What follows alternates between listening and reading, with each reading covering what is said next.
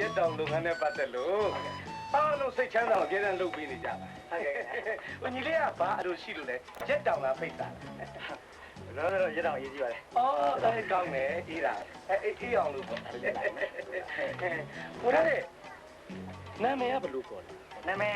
လင်းရောင်။လင်းရောင်။ဟုတ်ကဲ့။မောင်လင်းရောင်။အသက်ကရော။သက်ကတော့25။ဟုတ်ကဲ့။နော်။ဟာဒီလေးရှိသေးတာပဲရှိသေးတာဒီတော့ငယ်ပါသေးတယ်တနာကြရပဲနော်မတနာဘူးလေဒါတနာကြမလို့ဒါဖြေရဖြစ်နေမယ်ဟိုတစ်ချိန်မလွဲမသွေဖြစ်ကြမှာပဲလေအေးဒီဟုတ်ပါတယ်ငန်းကြီးပြောသလိုပါပဲဟိုထားတယ်ဘယ်လိုဖြစ်ကြတာလဲ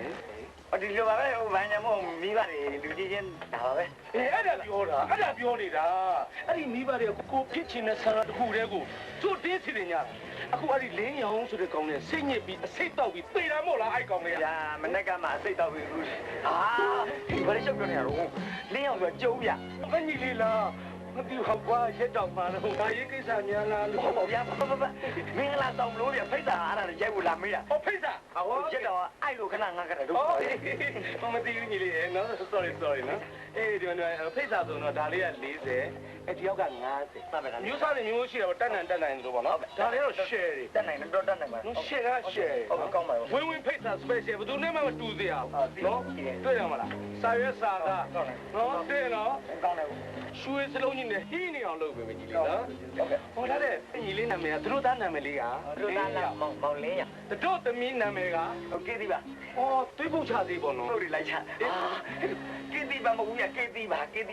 တီလို့ sorry ပဲညီလေးဟာ sorry ပဲနော်လောကြည့်သွားလို့တကယ်ကောင်းတယ်ဗျာဒီတောင်ဘာလို့ကောင်းမှာတော့နာမည်လေးကကောင်းတယ်နာမည်လာတယ်ဒီနေ့လာရွှေနေညပဲလိုက်ပြန်ညီတယ်ဟောဒါတဲ့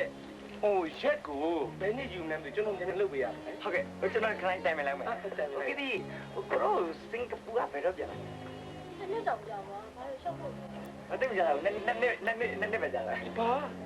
နှစ်ကြာမယ်အဲ့ဒါအကိုတို့ဝင်းဖိတ်စာရက်တောင်လုံးငယ်နာမည်ကြီးလို့အဲ့ဒါဝင်ပြီးတော့6လမ်းမလို့ခဏပြဘယ်လောက်နာမည်ကြီးဝင်းဖိတ်စာဘယ်လောက်နာမည်ကြီးခင်ဗျနှစ်တောင်လို့ဆိုတာဘာဖြစ်လို့ဒီလာပြီးတော့မှားနေရတယ်ဆော်ကြီးရှိတယ်ခင်ဗျားတို့သိလို့စုံစမ်းနေရပါဘူးစုံစမ်းတယ်တောင်းမယ်နော်မလို့မသိတွတ်ရက်တောင်လေးကြီးပါရက်တောင်လေးတယ်အပိုင်ပြီးလားဘယ်ရမှာ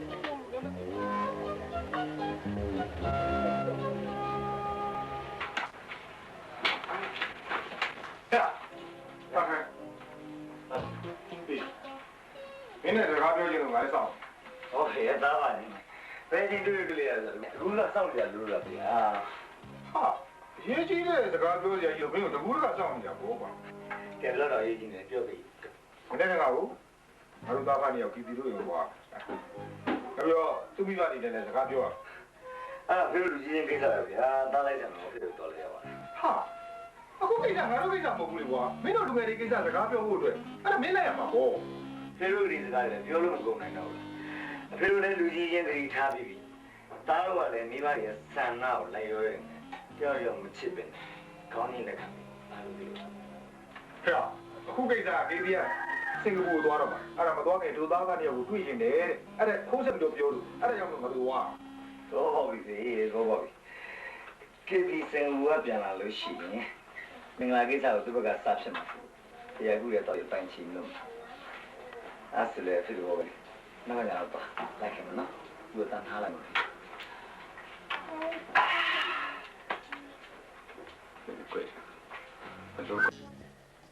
မောင်လေးအောင်ကိုသမီးစိုးရင်ကြတော့မှန်ပဲကွာအဲ့သမီးစိုးရင်လည်းဆိုတာကလေမောင်လေးအောင်ကိုလက်လွတ်ဆုံးရှုံးသွားမှာကြောက်လို့မဟုတ်ဘူးသမီးတို့မသားစုငညာလက်ပတ်သွားမှာပဲစိုးရင်ရတာပါဆိုတော့သမီးတို့ညံ့လို့ခံရတယ်ဆိုရင်ဖြစ်မျိုးဘယ်နည်းနဲ့မှဖြစ်မခံနိုင်ဘူးဟောလေကျွန်တော်ဘာလို့လင်ညာလက်ပတ်ကျွန်တော်နားလဲတစ်ခုပဲရှိတယ်အဲ့ဒါဘာလဲဆိုကေတီစင်ကူကပြန်လာရင်ကျွန်တော်နဲ့လက်ထပ်ကေတီရဲ့ဒီကိစ္စပဲပြောနေတာပဲကေတီစင်ကာပူသွားတဲ့အချိန်ကြာလို့ရှင် သူကဒီမှာပွင့်နေမယ်ရှုပ်နေမယ်ဆိုလို့ရှင်ကေတီပြန်လာချင်တယ်လို့ရှင်ကေတီကဘယ်လိုလုပ်အောင်မလဲ အော်ကေတီတို့ဘက်ကကျွန်တော်ကိုတက်တက်နဲ့တိတ်ခါတရားဆော်ကားလို့ဖြစ်တယ်ကျွန်တော်ပွင့်လင်းဆုံးပြောရမယ်ဆိုရင်ကျွန်တော်ဘောမှာဘယ်မိန်းကလေးတယောက်ကိုမှစိတ်ဝင်စားမချစ်ခဲ့ဘူးကေတီကိုလက်ထပ်ဖို့သဘောတူလိုက်တယ်ဆိုတာလေကျွန်တော်အဖေစကားကိုမလွန်နိုင်ဘူးလို့လိုက်ရောလိုက် ရှင့်ပြောင်းညနေတာပဲကိုနေ့ကရှင်းနေကျမမျိုးတွေတော့တော့ရှင့်မျက်လုံးတွေကချမင်းကလေးစီရောက်နေတာပဲရှင်ကျမရှိမှတော့ဒီလောက်ဖြစ်နေကျမကိုရမှာရှင်ဘယ်လောက်ဒီဖြစ်နေမလဲဆိုတော့စဉ်းတော့မစဉ်းစားရဘူး မင်းကွာ ပြီးတော့အဲ့ဒါခက်တာဗောဗျပြဿနာကအစားဆုံးမသိပဲနဲ့ရန်တိုင်းမဆုံးဖြတ်ပါနဲ့အဲ့ဒီကကေတီပြောသလိုမိန်းကလေးတွေကိုကြည့်ရဆိုအမှန်ဝန်ခံတယ်ဒါပဲတာမယူသားတဲ့စိတ်နဲ့ကြည့်ရတာမဟုတ်ဘူးဒီနေ့ခေတ်မိန်းကလေးတွေဝတ်စားဆင်ရင်လို့ဖက်စီဝတ်စားတွေတိုးတက်လာအဲ့ဒီဒီဇိုင်းတွေကိုလေ့လာရုံနဲ့ကြည့်တာမျက်လုံးနဲ့ကြည့်တာပါဗျာနှလုံးသားနဲ့ညှိအောင်ကြည့်ကြတာတာကြောင့်ဖေးဒီတော့ ဟဲ့မင်းငါ့ကိုဆွဲမထည့်ဟမ်မင်းကမင်းဘလို့နီးနေပဲကြည့်ကြည့်မင်းကြည့်ရင်လို့ကြည့်ငါ့ကိုဆွဲမထည့်ဒါမင်းကမင်းငါတော်ကြမ်းပါဗျာခင်ဗျားတို့တားဖလဲရေးတဲ့ကြောင်ညာဝင်းနေသေးဟောသမီးဘယ်လိုဖြစ်ချင်လဲပြော သမီးဘက်ကဒီဘက်တွေချက်မှတ်ထားတဲ့သဘောတရားမျက်စာမှုမရှိပါဘူးဒါပေမဲ့သမီးကိစ္စတစ်ခုတော့တောင်းဆိုချင်တယ်သမီးစင်ကာပူသွားနေတဲ့အချိန်တွင်းမှာဒီမှာကြံခဲ့တဲ့ကိုလင်းရအောင်သမီးလုံးဝစိတ်ချမ်းသာသူဒီမှာချမင်းကလေးတယောက်နဲ့တွဲနေတာသမီးသိခဲ့လို့ရှိရင်သမီးကိုရော်ကြေးဖြစ်350ပေးရတယ် အဲ့လိုပြတ်သားတဲ့စိတ်ခုံမှုအဲ့တော့ကေတီတောင်းဆိုမှုကိုကျွန်တော်သဘောတူတယ်အဲ့လိုပဲကျွန်တော်ရင်ထဲရှိတယ်ဆန္ဒတောင်းဆိုမှုကေတီဘက်ကလိုက်ရောဖို့တင်ပြတာအဲ့ဒါဘာလဲဆိုတော့ဝင်းမီရဲ့တိုင်းထဲမှာရောက်နေတယ်ကေတီကဟိုးဝေးရလမ်းမမြင်နိုင်တဲ့မြန်မာပြည်မှာရှိနေတဲ့ကျွန်တော်ကိုစိတ်မချနိုင်တယ်လို့သူများနိုင်ငံမှာရောက်နေမယ်ကေတီကိုကျွန်တော်ဒီကလမ်းမနိုင်တဲ့အတွက်သူနဲ့တွဲနေမယ်ဘိုင်လုံးမယ်ဆိုစိတ်ချနိုင်ပြီးတော့ကေတီရှိတခုခုဖောက်ပြန်နေဆိုတဲ့တဲ့တခုခိုင်းလုံးပြီဆိုတာကေတီလည်းကျွန်တော်350ယူစနေလို့ ကောင်းတယ်ဗျာကောင်းတယ်ဒီကိစ္စကိုသမီးရှင်ဘက်ကလုံးဝသဘောတူတယ်အဲ့ဒါပဲတစ်ခုတော့ရှိတယ်နော်တစ်ဖက်နဲ့တစ်ဖက်ဒီနေရာမှာသစ္စာရှိဖို့ကတော့အရေးကြီးတယ် သမီးကိုတော့ယုံပါတယ်သမီးရဲ့မမေတို့က ကောင်းပါလေဒါရင်းနဲ့ပြောမိတာပြောရတာကျုပ်ကကျုပ်သားအကြောင်းကျုပ်ကသိနေတော့ကျုပ်သားအတွက်ကတော့ကျုပ်ကတော့မျက်လုံးရောလက်ရုံရောခတ်လို့ပဲခတ်လို့ပဲ ဖေးရလဲဗျာသူနဲ့အထင်သေးအောင်ရှော့ပြောနေတာဖေးစိတ်ဆင်းအောင်ဘယ်တော့မှလုပ်ဖို့လို့လဲဖေးရလဲရှုံးပါဗျာတကယ်လို့တခုလွဲချော်သွားလေ350ဆိုမများပါဖေးရောနေပါလေ တို့သေးတာပေါ့ရှာမင်းကစကားတွေကဇာတိပြနေပြီဟမ်မင်းကြည့်လို့တော့ရောကြည့်လို့ လက်ကားစတာပါဗျာငါဖေးဖေးကငွေပေါ်လို့အဲ့350ကိုပက်ကနေယူလိုက်မယ်ဆိုရင်လဲအောင်ဆိုတဲ့အခါကိုတိတ်ခါတရားတော့အဲ့လိုအဖြစ်မျိုးဘယ်တော့မှအလျှောက်ခံမှာမဟုတ်သိချပါဗျာဒီဘက်မှာသားတို့နိုင်ပါ ကြည့်လိုက်လေကေတီတော့ main creation ပဲမိမတို့အိမ်တွေရွှေ့ပေးလို့မရတဲ့ဂုံတိတ်ခါအတွက်350ဆိုတာဟုတ်ပါလေ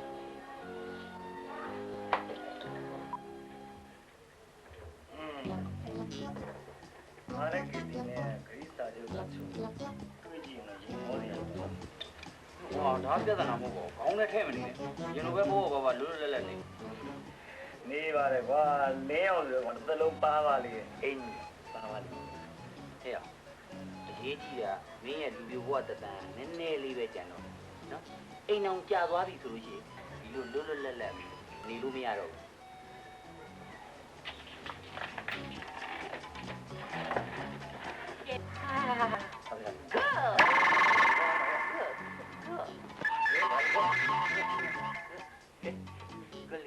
တိုက်ပါနေတိုက်တိုက်ပါဦးဟိုတစ်ဖက်ကငါတိုက်ပြီးသွားရင်ဒီဖက်နေတိုက်တိုက်ပါအဲ့ဒီတိုက်င မနေ့ကတိုက်ပွဲနေနေတိုက်ပေါ့ကဲပါတိုက်မတိုက်တောက်တာဘူးလိမ္မာမောက် မိုက်ကတော့ ပါလိမ့်ဘူးလား ဘယ်မှာ ပါတယ် အာ ပါတယ် အာဟုတ်ကဲ့ နည်း very good ငါဒီကောမိုက်မင်းတို့လည်းငါတော့မှာ very good ရဟောတို့လေညက်တီရအာယအပြစ်ခံစားလိုက်ခံစားလိုက်တယ်ဒါတို့ရဲ့ဒီလို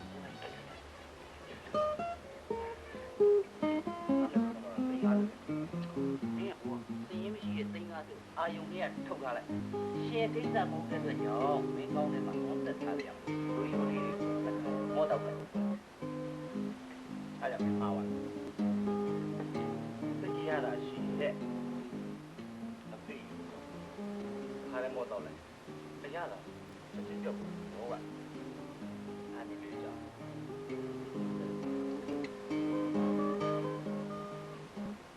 ဝေးပြီးကြောင့်ပြီးချက်တော့မှ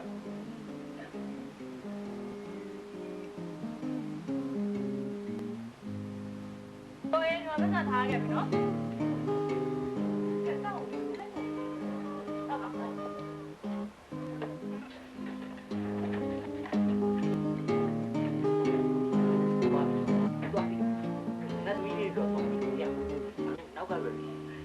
လိုက်မရဟဲ့လင်းမင်းဟိုမကြည့်ပဲမဟုတ်ကြည့်အေးအာမအေးချင်တော့ကွာမအေးချင်လိုက်တော့အေးတော့နေဘူးဟဲ့ဟဲ့တော့ဒီချိုးရှိရ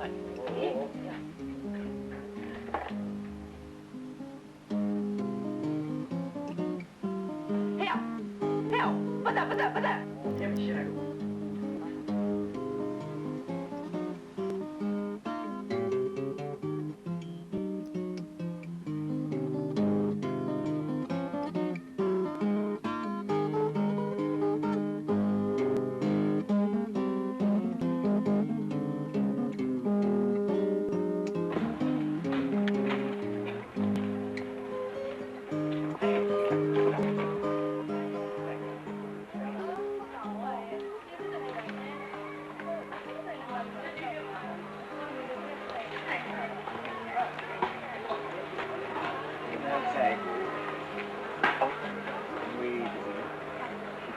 ဘယ်နဲ့ပတ်ဆိုင်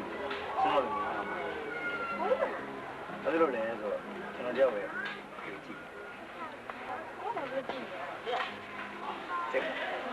အာကျွန်တော်ရဲ့ညမတော့နောက်ရှင်ရောက်လာ ဟုတ်တယ်နော်ငွေတစ်စင်းမဆိုင်ရင်ဒါဒီအောင်ကုန်တွေ့ဆိုရင်တစ်စင်းပြန်ရမှာမဟုတ်တော့ဘူးဘာဖြစ်ဒီစင်းကတော့ဒီစင်းနဲ့ဒီမှာဒါလည်းအခုလည်းမယ် ဘယ်နဲ့ လောလောဆယ်တော့အိမ်မှာ ဒီလိုအခုတော့ရဲဘော်ရဲ့အာမဟုတ်ဘူးတော့ပါတော့ပါလေအိမ်လိမ့်ဆောင်ပေးခြင်းဆိုတဲ့ကောကကျေးဇူးတင်ပါတယ်ဆိုတော့ကျွန်တော်ပြီးသွားပြီပတ်သက်ချင် ဒီလိုလည်းမဟုတ်ပါဘူးဘာလဲဒီနေ့တင်တယ်ဒီနေ့လည်းရင်းခဲ့အမေ ပြီဒါပေမဲ့နောက်ကိုဆက်တော့ပဲဆလန်းစေ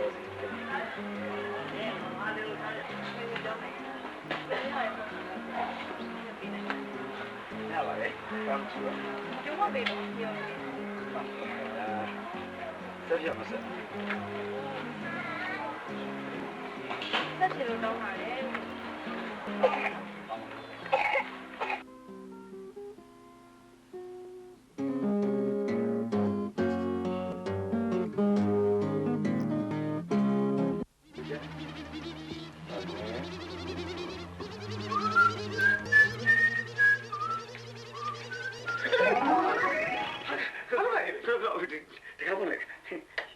ရေမွေးပလင်းတယ်ဘူး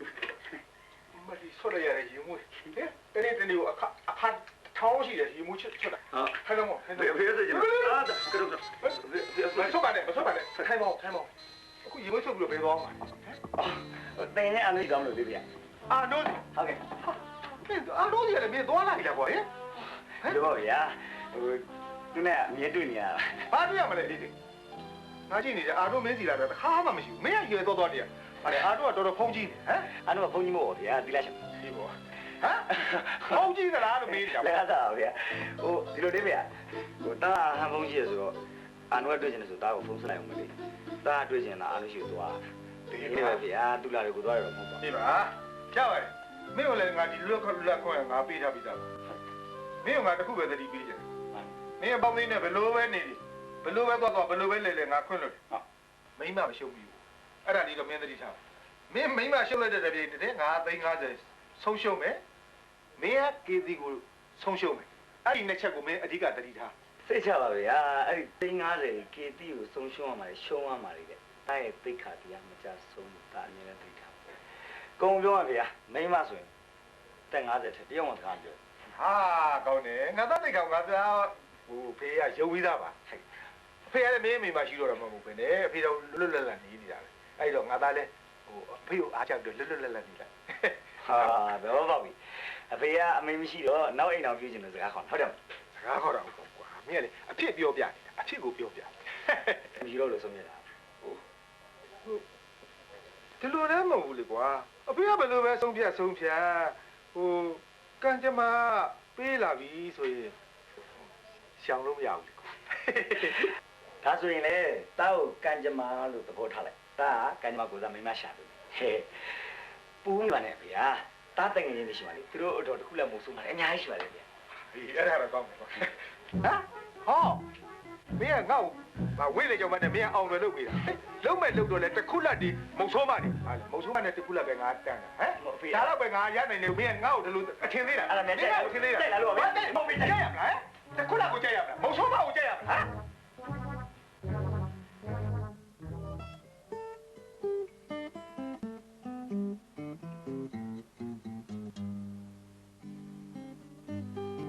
စောင့်နေရတာကြာသွားရင်အားလာတယ်ဗျာ ကြားပေးပါ3နိုင်ပဲရှိသေးတယ် အဲ့လိုကြာလိုက်တာ တန်ခါတော့ကြာလာကုန်လေးရရဲ့ပြည့်စင်နောက်ဆက်လို့ပါဒီစင်တို့ကလိမ့်စာပေးမထားပေးမယ်ခရစ်တီပါတယ်ဖုန်းလက်ဆက်တယ်နော် ဟုတ်အားလာတယ်ဗျာကျွန်တော်အဖေကလေဒီထွက်လာကနေကြမှာစကားလေးပြောတာကြာရမပြီးနိုင်တော့အေးလုံးလိုက်သူတို့လာဆောင်နေတယ်ကျေးဇူးတင်ပါတယ်ဖုန်းဆက်တဲ့အတွက်လည်းကျေးဇူးတင်ပါတယ်ကျွန်တော်ကငွေတွေနဲ့မတွေ့နေတယ်ဆိုရင် ဒါကတော့နောက်မှပြည့်ပါကုန်လေးရရဲ့အခုငွေစင်တွေ့ကျင်တာဟိုတနေ့ရတာကုန်လေးရကိုပါဇက်နဲ့ပဲကျေးဇူးတင်နေပြောလိုက်ရလို့စင်ကောင်းဖြစ်နေတာအဲ့ဒါအခုကျေးဇူးဆက်တဲ့အနေနဲ့ကြွေးကျင်လို့လေပြီးတော့ရှင်းလိုက်တာပါ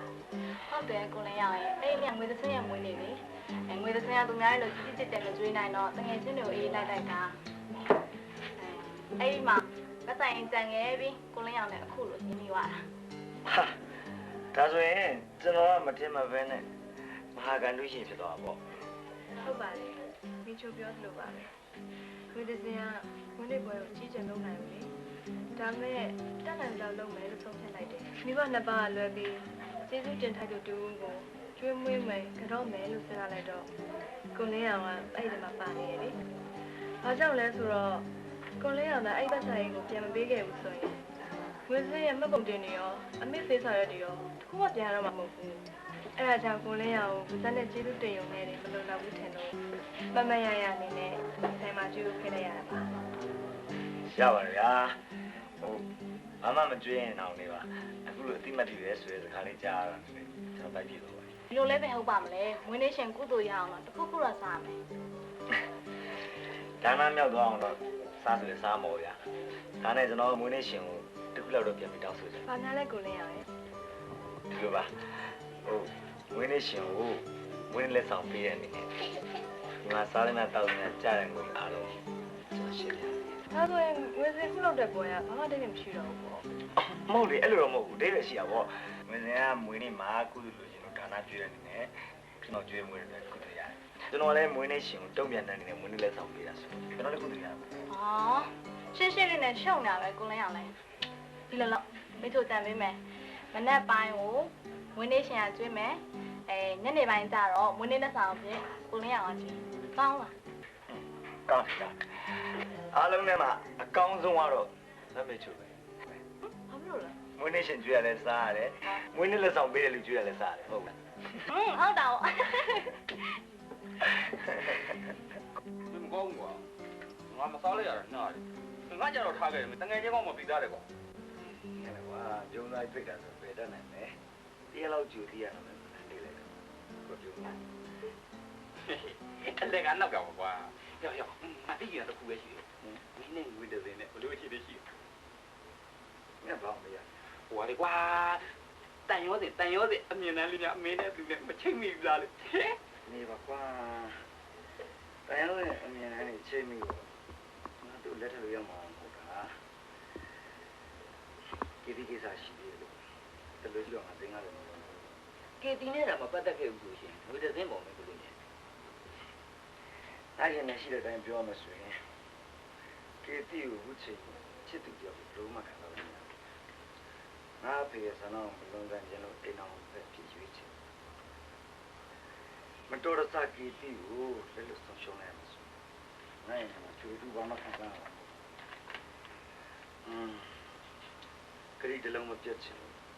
အဲ့ခရီးကိုတမ်းမသိပါဘူးကေတီနဲ့လားမင်းနဲ့မပတ်သက်ခဲ့ဘူးဆိုရှင်ငွေတစ်စင်းပေါ်မှာရောမင်းဘလို့တန်ရောစီဖြစ်လာအဲ့ဒီမေကိုဖြေရမယ်ဆိုတွေးနောက်ကြတော့လေဟာတွေးနောက်ကြတယ်လို့ပြောမင်းကလူပြောလွတ်လေအိမ်အောင်တယ်မဟုတ်သေးဘူးအိမ်အောင်တယ်မဖြစ်ခင်ကာလမှာကိုယ့်ရဲ့နှလုံးသားဖြစ်တည်မှုကိုလွတ်လပ်စွာဖော်ထုတ်ခွင့်ရှိတယ်အဲ့လိုလည်းမဟုတ်သေးဘူးကွာမကြတော့တဲ့အချိန်မှာငါကေတီကိုလက်ထပ်ရတော့မှာဟာလင်းရောက်အဲ့တော့ယူမပုံတွေမတွန်းတယ်သူနဲ့လက်မထက်ခင်မှာမင်းမကြီးသားထားပိုင်လို့မရှိတော့ဘူးမင်းတို့ကလည်းမှန်တယ်တော့မှန်ပါတယ်ဒါပေမဲ့ငါနဲ့ကေတီရဲ့စမ်း350ဆိုပြဿနာဖြစ်ကြည့်ချင်တယ်ကွာနောက်ဝိသနောက်ရှင်းသားမှာဘာမှစိတ်ပူရမလို့ तू ကနိုင်ငံခြားမှာကိုကဘာမှပြီးမှာကိုဘက်ကပိပိနဲ့တိုင်ရှိုလေးလုပ်လိုက်မယ်ဆို तू ဘာသိနေမင်းတော့ငါ့ကိုရောက်ဖို့ရင်မင်းချုံတဲ့တိုင်းကငါလှုပ်လိုက်တော့ငါ့ဘဝတိုးတယ်မှာဟက်တက်ဖြစ်တော့အေးဟက်တက်ဖြစ်လို့ရှိလေဟိုငွေတသိန်းဆိုတဲ့တန်ရောစင်ကျူးလေးနဲ့ပြန်ချုပ်လိုက်ပါ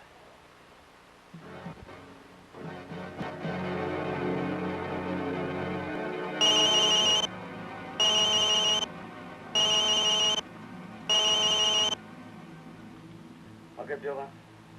မင်္ဂလာပါကိုလင်းအောင်မနက်ဖြန်နဲ့10နာရီတိတိချိန်မှာမဟာမြင်လမ်းထိပ်ကကိုကိုဝင်းကြီးအောက်ကိုလာခဲ့ပါဗျာဒီတိုင်းတော့မလာနဲ့ဗျာငွေ1000တိတိလည်းယူလာခဲ့စမ်းပါဗျာအခုကျွန်တော်ပုံစံနဲ့တွေ့တယ်ငါဘာတူလဲဆိုတာမင်းသိဖို့မလိုပါဘူးငါညွန်ကြားတဲ့အတိုင်းပဲမင်းလုပ်ဖို့ပဲလိုတယ်မင်းညှင်းဆမ်းမယ်ဆိုရင်မင်းဟာငွေသင်းဆိုတဲ့ကောင်မလေးနဲ့တွဲနေတဲ့အကြောင်းကိုစင်ကာပူမှာရှိနေတဲ့ကီတီထံအကြောင်းကြားလိုက်ရုံပဲပေါက်တယ်နော်ရပေါက်တယ်နော်ဟေးလူဟေးလူဟာကာဝါလူရဘူးလူရလည်းတော့မသိဘူးငါဖုန်းမတာနေမှာပေါ့ဖုန်းမတာဘုံငါဖုန်းကိုဒါလိုက်စငါ့ကိုပြောတာငါနဲ့လည်းကိစ္စကိုအဲ့လိုဘလို့သိပါလဲကီတီရှိကိုလည်းအကြောင်းကြားမလို့ပဲအဲ့ဒါအကြောင်းမကြားရင်ညမညသိငွေ1000လာပြီအဲ့ဒါဘယ်လိုလုပ်မှာလဲအဲ့ကိစ္စမင်းနဲ့ညော်တဲ့သိတာအခုအင်တာနက်ကမြန်သိသွားလားမသိပြဿနာပဲကွာဟဲ့မပေးနဲ့ကွာမပေးလို့ဖြစ်မလား तू ကကေတီကြီးကိုအကြောင်းကြားလိုက်ရင်ငါနဲ့350ရောစားကိစ္စရှုပ်ကုန်မှာပေါ့ညရတယ်ဟဲ့1000လောက်ရှင်းရအကြောင်းလို့သွားရှင်းအောင်ဟုတ်ပြီအဲ့ဒါဆိုရင်မင်းစီကိုဖုံးဆက်တာဘာလို့လဲဆိုတော့ငါလည်းသိအောင်ငါလိုက်ခဲ့အောင်ဟာအာနိုးကြောင့်တောင်းလို့မသိမှာပေါ့ကွာဒါနဲ့နေပါသားမောင်ပြုတ်ဘယ်နဲ့ချိန်တာလဲဟဲ့ဒူးမှလည်းမတူဘူးအေးချိန်တာလည်းတင်းနေရပါပဲကွာလွယ်တော့မလွယ်ဘူးထင်တာ10နာရီဆိုချိန်တာဦး10နာရီအောင်ခွဲတော့ခရေးရောက်ပြန်ထူးရတော့ဒီနေရာမှာပတ်စံချခဲ့တဲ့ချပြီးထွက်သွားရင်လည်းဒီမှန်းသိလိုက်မယ်အေးဒီညကောထားပြီးတော့ဟိုလာတီဟယ်လိုဂရီတီတာပဲတစ်ပင်ချရင်မှာငွေ1000ချခဲ့စမ်းပါကွာမင်းတို့အားလုံးပြန်တော့ပါဒါပဲဆန်ထားခဲ့ပြီးညထွက်သွားတယ်ဒီရင်ထွက်သွားငါတို့ဘူးမသိလည်းမဟုတ်ဘူးဒီမှာချခဲ့ပြီးခဏနဲ့ကြည့်နေမယ်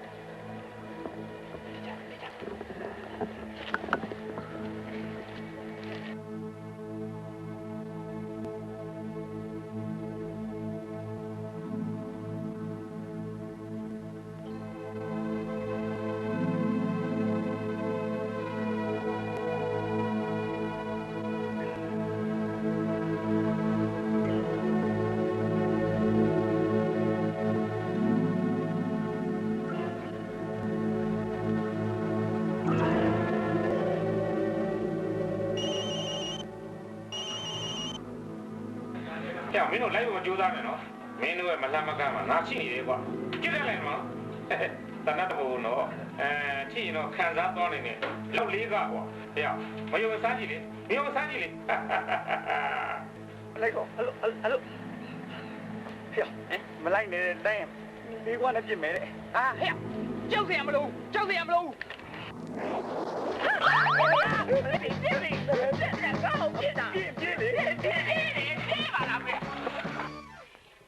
ကိုလေးရမီမိသူတို့ကျွေးမှာမလားမိသူတို့ကစားမှာပဲနော်အားနာမှာမဟုတ်အားနာနေလေဘာစားမလဲမလိုက်အလကားနောက်တာဟိုဘက်ဆိုင်မှာစားခဲ့ပြီးသွားပြီဟုတ်လားမိတ်ဆက်ပေးအောင်မယ်သူ့ကိုကိုတဲ့အော်ဘယ်သူ့ကိုလဲဗျာသူ့ကိုကိုလေမဟုတ်လေဘယ်သူ့ကိုလဲလို့အော်သူ့ကိုကိုပါဆိုကဲပါကလေးရရဲ့ကိုသူ့ကိုကိုတဲ့အော်ကလေးရဟုတ်တွေ့ရပါတော့ဟုတ်ကဲ့ပူမယ်ဒီနေ့လည်းပူတာတကယ်ဘွားပြန်လာတာကြားလေးဟောစင်မလားဘူးအဲ့ကျောင်းကဆရာလေးရောရှိသေးလားအေးပါအော်မဟုတ်ဘူးလေပြောတာစင်ကာပူဖုန်းကြောင်းဖြစ်နေသူကစင်ကာပူနိုင်ငံပြန်လာတာကိုလေးအောင်တော်တော်ပြောရတယ်နော်ကျွန်မနေဘုံကြောင်းမယ်ကိုသူ့ကိုကိုငွေတစ်စင်တော့ရမ်းခင်ကြရလေကိုသူမုတ်လိုက်ကြလို့နားကြရလေဟုတ်မဟုတ်လိုက်မလေးမြောင်းဖနခကျွေးဖို့လားခုတော့မှကိုသူ့ကိုကိုကျွေးလို့ဟိုဘက်ဆိုင်ကစားရေးပြန်လာတာဘာတော့ကြောက်လဲတခုမှတော့လေ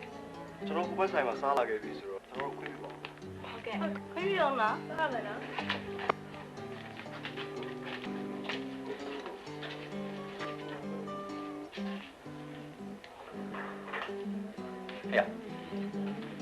ကိုနဲ့ဝေဒစင်နဲ့ကဘယ်လိုပတ်သက်နေလဲမသိဘူး။သူတို့ဘယ်လိုမြင်လဲ။လူကမြင်မဟုတ်ကွာ။ငါစဉ်းစားနေတာတစ်ခုပဲရှိတယ်။ဘာမှလဲကွာ။ဟိုကောင်ငါရှက်တယ်။ဖုန်းဆက်ပြီးပတ်သက်တောင်းတယ်လို့။သူငွေစင်ကငါနဲ့စကားပြောနေတာ။နောက်ထပ်မထပ်တောင်းတယ်မလား။ဟာမင်းရလေကွာ။မင်းသူ့ကို1000ပေးပြီးသွားမှာလား။ तू ကိုပေးပြီးသွားလို့ရှိရင် तू လည်းကိုရှိရပြန်မတောင်းတော့ဘူး။ကိုလည်းပေးရမလို့။ဘာမှမဖြစ်ဘူး။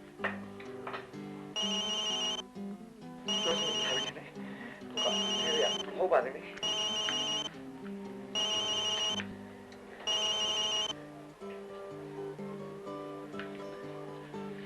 တ်ကဲ့လဲအောင်ကောင်းပါတယ်လို့ပါဟုတ်ကဲ့အသက်နဲ့လည်းမနဲ့ပြုတ်ဟဲ့လူဒါခေါင်းလုံးနဲ့နေမဟုတ်ဘူးဗျဒုက္ခပဲဗျာဘာလို့ဆက်ဖတ်ဖုန်းကစီကြီးကဟုတ်ပါကွာခေါင်းလုံးနဲ့နေရာမှတ်ပြီးဖုန်းမဆက်နေခေါင်းမာတယ်လို့လေဘာဒီကွာရှုံးတော့မလား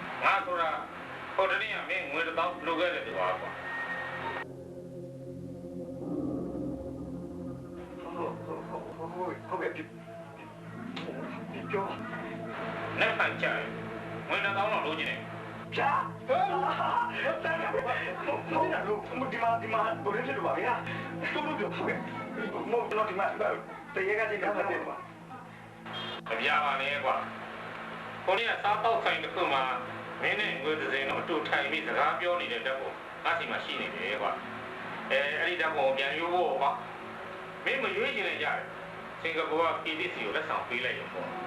ဟုတ်တယ်နော်အဲ့လိုမလုပ်ပါနဲ့ပေးမယ်ဆ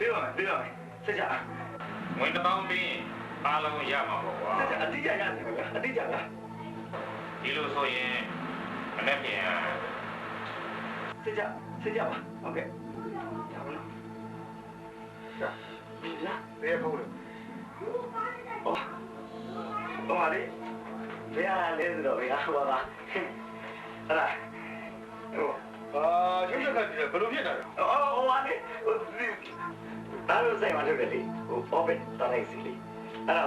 ဟိုနေကိုယ်တည်းရတဲ့ဘောကြလို့အရင်လည်းရောင်းတယ်လေဟိုအဲ့ဒါနေရကိုယ်တည်းကနှမ်းစတာသူရှိမှတဲ့အတူတွေဝင်နေလို့တဲ့အဲ့ဒါလို့ရှိရင်ပင်ရပဲဟိုအစ်စ်ကိုရအောင်လို့ကျင်နေဆိုလို့ဟိုစိတ်မှလည်းပစ္စည်းကပြတ်နေတယ်လေသူလူကျင်တဲ့ရက်ကိုရအောင်လုပ်ပြီးတော့ဂရိပေးနေတာ ဒါပြဟုတ်တယ်တင်းနေပြောတယ်ဟုတ်ကဲ့ရှုပ်ချက်ခတ်တာပဲနော်မရှုပ်တာအရေးမကြီးဘူးနော်အဲ့ဒါတတိပေးတယ်50မရောဘူးအရေးကြီးအဲ့ဒါ စိတ်ချပါဖုန်းလေးစီဟာ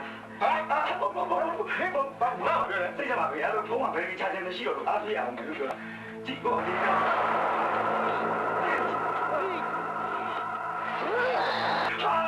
မလေးခိုင်တော့မယ်ခိုင်တော့မယ်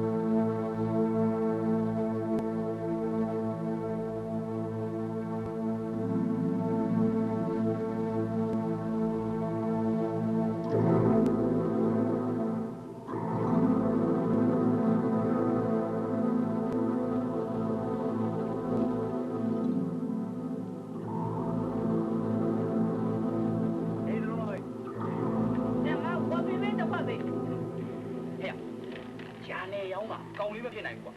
ရုပ်ဖြတ်ထားတာကောင်းပါလေးပဲဖြစ်ရမယ်။အားလည်းထင်တော့ထင်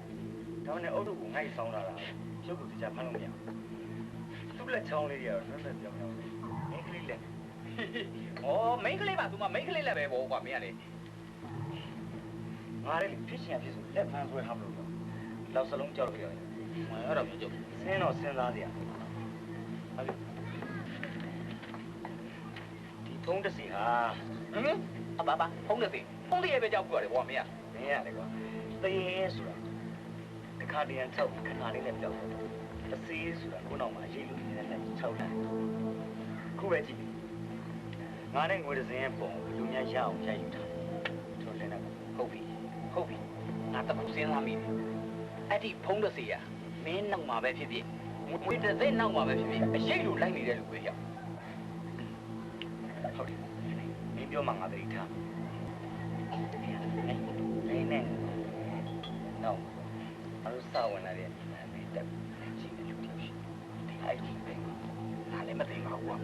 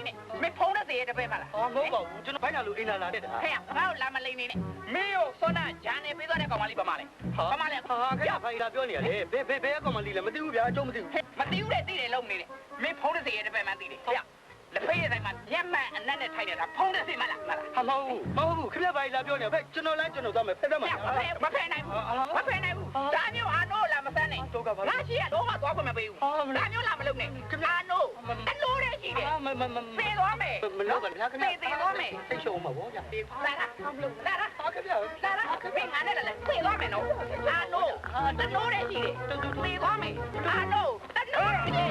လို့လဲဒီလိုမတရားမှုဟဲဗီမောင်ရဲ့လုံးဝလည်းပဲမကြည့်ဘူးမေးပါဦးဘာလို့လဲကြောက် မဟုတ်လေမဟုတ်ဘူးသူဖုံးတဲ့ရဲ့တပည့်ဖုံးတဲ့တပည့် မဟုတ်ပါဘူးခင်ဗျာမဟုတ်ပါဘူးကျွန်တော်လမ်းကျွန်တော်သွားနေဟိုပြုံးပြပိုင်းတာလို့ကျွန်တော်အိမ်သာသွားတက်တာအိမ်သာထွက်လာတော့ဒီလူကျွန်တော်ပြန်တက်လာရှာ တော့ဒီလိုမလုပ်နဲ့လေမကောင်းဘူးကိုလက်ပိုက်မကြည့်နိုင်ဘူးလို့ပြောပြီးပြီလေရာဇဝဲနဲ့ကိုချဲတော့မှာဟဲဗီမောင်ပဲကွာဟဲဗီမောင်ရဲ့ အကိုကြီးဖြစ်ဖြစ်ခဲ့တဲ့အကြောင်းကိုသေးသေးချာချာကျွန်တော်ရှင်းပြရပါမယ်ဗျာ ရှင်းလား အကိုကြီးကိုမြင်လိုက်တဲ့ရလေကျွန်တော်တို့ရဲ့အန်ရဟူတဲ့ညကိုတွန်းလန်ကာကွယ်မဲ့သူရဲကောက်ကြီးလို့ကျွန်တော်တို့ကသတ်မှတ်လိုက်တာအကိုကြီးကို အဲ့တော့ငါဘာကူညီပေးရမလဲ ဒီလိုကိုကြီးဖုံးတဲ့စီနဲ့ပတ်သက်ပြီးတော့ ဟမ်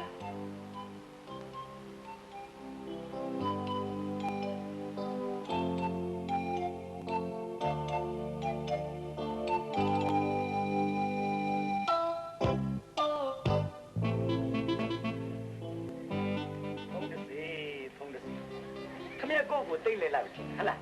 ဟမ်ကျုပ်တို့ကလည်းခက်ညံ့ညံ့နေရမဟုတ်ဘူးဆိုတော့နော်ဒီမှာခင်ဗျားကလုံနေတဲ့လုံရက်တွေဟာဥပဒေနဲ့ညီစွန်းတယ်ဆိုတော့ဘောပေါ်ခင်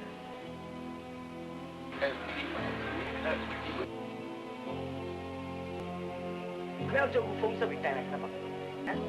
ဟဲ့လူအောင်မပြောနေတာများသူကမထုတ်တယ်ငါကွာ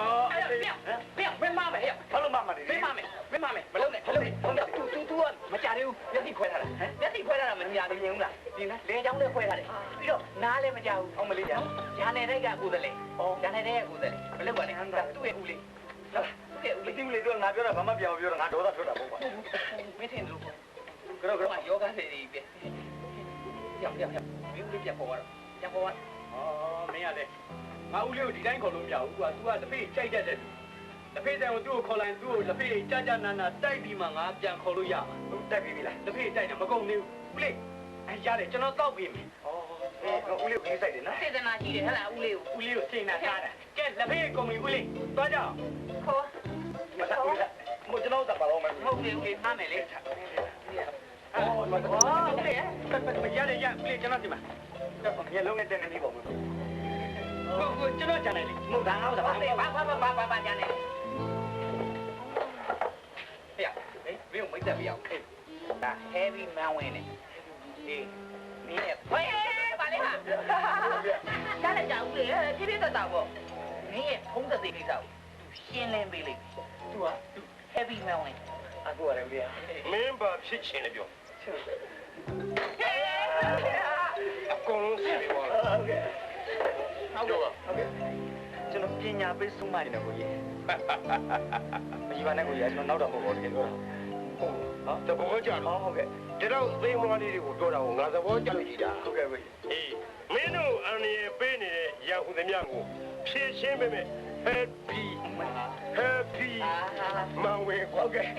ဘာဖြစ်လို့လဲကွာကျွန်တော်တရွေးအကွယ်ရင်မွားပေါက်တယ်လို့ဟုတ်ပါဘူးအားပါပြောလိုက်တော့ happy မောင်ဝင် ဟုတ်ကဲ့ကိုကြီးနော်သိတာပါတယ်ကိုကြီးဒီမှာပုံးနေတဲ့ဖုံးတစီဟာ happy မောင်ဝင်နဲ့တွင် happy မောင်ဝင်နဲ့တွင်နော်အကုန်လုံးဒီကနေ့မိကနေ့ပြည့်ရှင်းပေးမယ်ဘာမှပူစရာမလိုဘူးဆုံးရှိပါတယ်ကို happy မောင်ဝင် happy မောင်ဝင်ကဲမင်းတို့ဘယ်ချိန်သွားလဲဆိုတော့ ဟုတ်ကဲ့တော့ဟုတ်ကဲ့ဒီကောက်ကျွန်တော်လေးအဲ့လိုချင်းနေနေအောင်သွားရင်အကိုကြီး happy မောင်ဝင်ကိုကျွန်တော်ရအောင်ခေါ်တော့မယ် happy မောင်ဝင်ဟုတ်ပါပြီ happy မောင်ဝင်ဒါပဲလားတော့ဟုတ်ရတယ်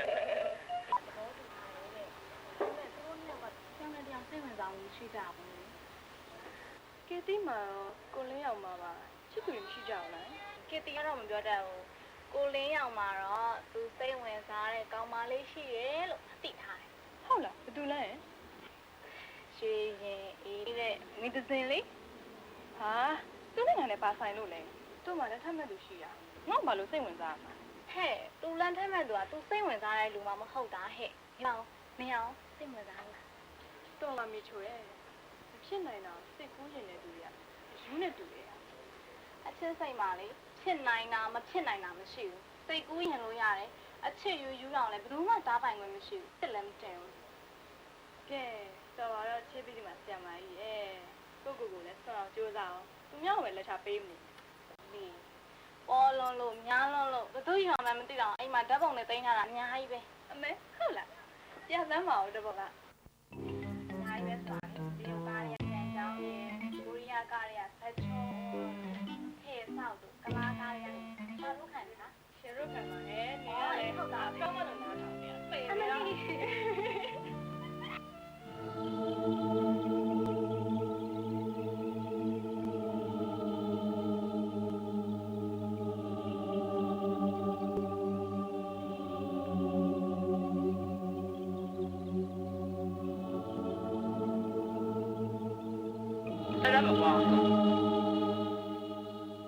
အဲ့ဒါကွာဒီမှာငါမင်းကိုစိတ်ပူလေတာမောမင်း၄ယောက်စီမှာသွားပြီးတော့ဖန်လေးတဲ့ကိစ္စအဆင်ပြေရလားဩဆရာလေးအဆင်ပြေပါရဲ့ဆရာလေးဒီမှာနှစ်တောင်းတိတိနော်ဟောဆရာတပည့်နော်ဆရာဘောကကလိန်ကြီးမလို့ဒီမှာတရွယ်ချင်းရေးကြည့်လိုက်ဆရာရောဟုတ်ပြီ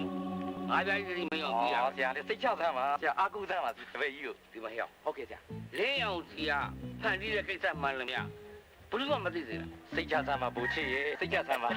ဒါပေမဲ့ကျွန်တော်စဉ်းစားနေတာအခုတလော၄ယောက်စီကိုခဏခဏသွားခိုင်းနေတာဘာကြောင့်လဲဆိုတော့စဉ်းစားလို့မရဘူးဖြစ်နေတယ်ဆရာလေးပေါ့ကွာမင်းမေးစရာလဲဖြစ်နေပြီစဉ်းစားလို့မရတဲ့အာဟာတွေလည်းဖြစ်နေပြီဒါပေမဲ့ဒီကြောက်ပိဿတွေကငါအကြောင်းနဲ့ငါပေါ့ကွာငါဘဝငါအကြောင်းအေးအဲ့၄ယောက်ကိစ္စကိုငါအပြတ်ရှိမှုဆုံးဖြတ်ချပြီးပြီ၄ယောက်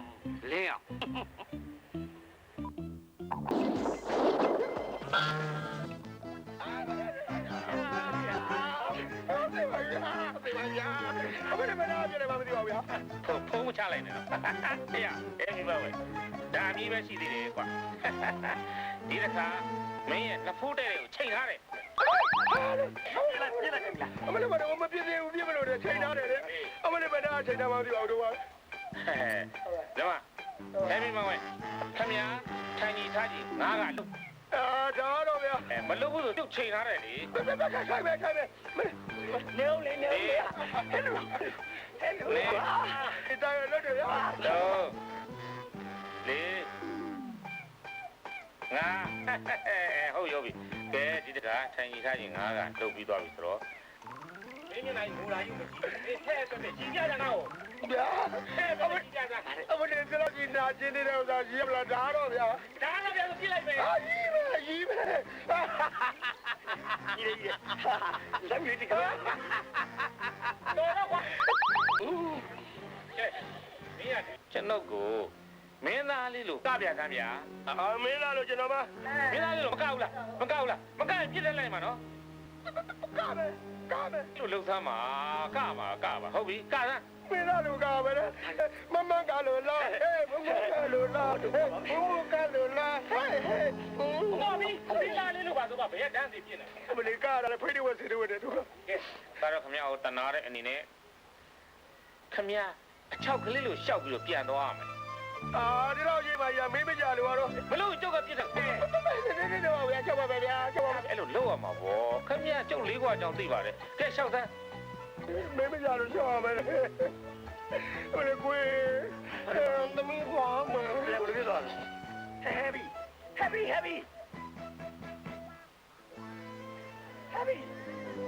ဗျာဖုန်းတစ်စိမ်နဲ့တွေ့တော့ heavy လဲမ heavy နိုင်တော့ပါလားမလဲဖုန်းတစ်စိမ်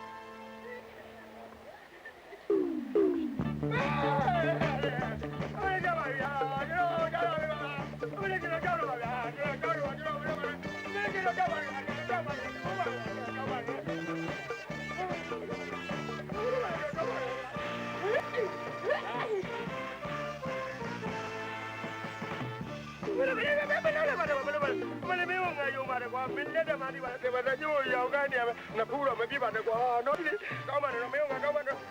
ကောင်းပါနဲ့ဘလို့လဲမင်းပါနဲ့ကွာငါတော့မှာဘူးလေဟာငါပြစ်လို့ငါလွတ်သွားလိုက်မယ်ဟာဘယ်ပြစ်မလို့ဟုတ်တယ်တော့ဟာအခုကြောက်ပါသေးတယ်ဒီလေရှားတို့တောက်ခတ်လို့မရဘူးကကွာကဲလေးပါအောင်ကွာမင်းကဘာဖြစ်လို့ငါ့ကိုလေးယောက်နဲ့ပတ်သက်ပြီးမဆက်တော့ပြရလားကျွန်တော်ကဘိုးချစ်ကိုခင်လုံးတော့ဒီလုပ်ကိုလုပ်ပေးခဲ့တာဟုတ်ပါဘူးကျွန်တော်အတိုင်းဝိုင်းနဲ့တိသွားခဲ့မယ်ဆိုရင်ကျွန်တော်ဘဝလွယ်မှာမဟုတ်ဘူးကျွန်တော်ကောတော့မှာတာအမေကိုအကြောင်းဆုံးပြောပြထားပြီးပြီပဲကွာအခုချိန်မှာငါလင်းအောင်လဲရုပ်ပြပြီးတော့ငါမဆက်ဆံနေလေဘူးဒါကြောင့်မလို့သူ့စီကပတ်စံကိုငါမရရအောင်ယူနေရတာ အေးပေါ့ကွာမင်းလိုမငါလည်းပဲလှုပ်ချင်ပါ ကိုနေရခမားယူသွားတယ်ကွာကျုပ်ကိုပြန်ပေးအောင်လေ မမေ့ပါဘူးကွာဒီမှာမင်းကြီးကယူထားတဲ့ကွာကိုနောက်တဲ့အစီအစဉ်တစ်ခုဆက်လုပ်ကြရှိလို့မပေးသေးဘူး ဟဲ့ဟုတ်တယ်ခင်ဗျာဖုန်းလေးနေတော့ဟုတ်လေဟုတ်လေခင်ဗျာမပြင်းခင်ဗျာကျုပ်ရှိရငွေညစ်တာလေဟမ်ဖုန်းတယ်ဖုန်းလေး စိတ်ညက်တယ်ကွာမင်းဘာကြီးလာပြောတာဖုန်းလက်စိတ်လည်းမဟုတ်ဖုန်းသေးလည်းမဟုတ်မင်းဘာကြီးလာပြောတာ ခင်ဗျာကမလိမ့်ပါနဲ့နော်လိမ့်မကြိုးစားနဲ့ခုနခင်ဗျားတို့ပြောတာကျုပ်တို့အားလုံးကြားပြီးသွားပြီခင်ဗျားကပြောနေလေလင်းအောင်ဆက်တော်တာတွေဟိုခွာကိစ္စတွေရောခင်ဗျာရှင်းအခုရှင်းလုံနေပေါ့ကွာငါရှင်းပြပါမယ်လင်းအောင်ဆိုတဲ့သဘောကဒီလိုငါဖေးရတော့ခဏခဏဖေးရှုံးတယ်ရှုံးတဲ့ခါကျပစ္စည်းရတယ်ဟာဒီကောင်အဲ့လင်းအောင်အပေါင်းဆိုင်မှာပေါင်ခိုင်းလို့လင်းအောင်လို့ပြောတာအဲ့ဒါပဲ လင်းအောင်ပေါ်တယ်မပေါင်းတာခင်ဗျာလင်းအောင်နဲ့ဆက်တော်တာမဟုတ် မဟုတ်ပါဘူးကွာဒါဆိုဖေးရိုက်ကိုပေါင်ခိုင်းတာ ကွာဆိုတော့ခင်ဗျာလေးကွာနဲ့ပြောရမှာ အမဟုတ်ဘူးလေအဲ့ကွာဆိုလေးကွာမဟုတ်ဘူးငါးစီမှာစပိန်စုပ်လေးတစ်စီးရှိတယ်ဟိုခဏပြက်တဲ့ခါကျတော့ငါမှကွာလည်းမရှိဘူးဘာမှမရှိတော့အဲ့ဒီကောင်ကြီးကကွာယူပြီးခဏပြင်းရတယ်အဲ့ဒီကွာကိုလေဒီကောင်ပြန်မပေးရသေးလို့ဒီကောင်ကကွာပြန်တောင်းလာဒါပဲလေခင်ဗျာအရင်ရမပြောတော့ ဖုန်းစိတ်မဟုတ်ဘူးနော် ဟုတ်ပါဘူး ဒီကြရွယ်ရပြီကျွန်တော်ထင်ပါတယ်ဖုန်းစိတ်ဒီလောက်လောက်အရက်ပူပြတဲ့နေတော့မဖြစ်နိုင်ဘူး အေးဟုတ်ပါလေဖုန်းလွှဲလာဟာဒီကောင်လေးကဝါတာသားတွေပါဟာလေကွာကွာတွေရောဘာကွာ